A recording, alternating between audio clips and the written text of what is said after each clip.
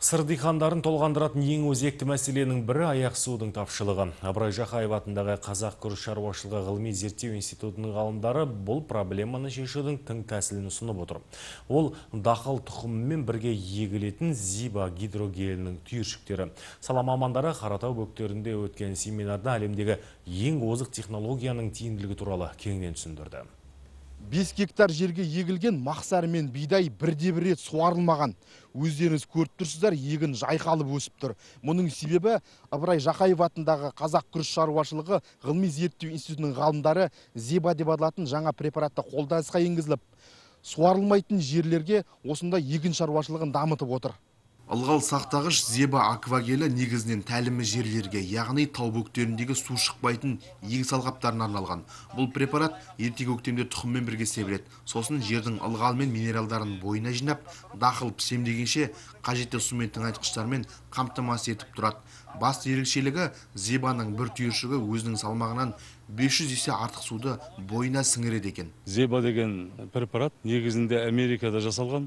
Өмірде кездесетін губка болады ғой, сол губка сияқты бойына топырақтағы барлық ылғалдықты, қоректік заттарды бойына сіңіріп алады, өсімдіктің тамырына беріп отырады. Кез келген дақылдың өсу дәуірінің аяғына қарай ылғалдан жетіспейтін жағдай болатынын бәрі біледі. Бұл деген нәрсе мынау Қаратаудың бөктерінде емес, мынау Сырдың бойында суармалы жерлерде де болады. Осы мәселені болдырмас үшін тұрақты осындай бағарада өнім алу үшін осы тәсілді өндіріске ұсынып отырмыз. Институт ғалымдары Бесарық О жауапкершілігі шектеулі серіктестігімен бірлесіп Қаратау бөктеріндегі 5 гектар жерге тәжірибе ретінде жаздық бидай мен мақсар екті. Инновациялық технологияның арқасында дақыл ылғалдан тапшылық көрмепті. Мамандар бұйырса гектарынан 17 центнерден өнім аламыз деп отыр. Бұлай қарағанда егістің несі ең дұрыс, составы бәрі жетіліп тұрды.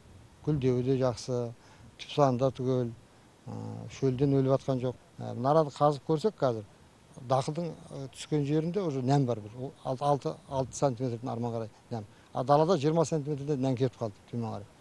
Жоқ. Сол мына енді жаңағыдай аквагелдің пайдасы бұл. Егіс басында болып, нәтижесін көзбен көрген шаруашылық төрағалары жаңа жобаға қызығушылық танытты. Алдағы уақытта институт ғалымдармен бірлесе жұмыс істеп, тың технологияны өздерінің шаруашылықтарына енгізуге ниетті екендіктерін айтты. Ал енді бұны біз суармалы жерде де істейін деп отырмыз. Өйткені біз суармалы жерде бидайды, жүгері деген дақылды, мақсары, осы мақсарына біз суарып жүрміз.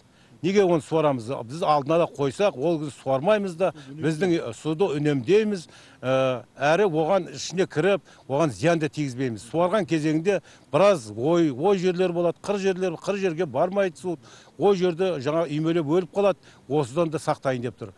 Келесі жылы осында пікірге мен енді қорыта кетейін, пікірлерді, осы пікір айтқан адамдардың барлығы бұны суармалы жерде де кеңінен пайдалануға шешім қабылдап жатыр. Зиба препараты тек бидай мен мақсарға ғана емес, күрішке, бақша дақылдарына, көп жылдық шөптерге де таптырмас қоректік зат. Сонымен қатар шөлейтті жерлерге ғана емес, суармалы аймақтарды да пайдалануға болады.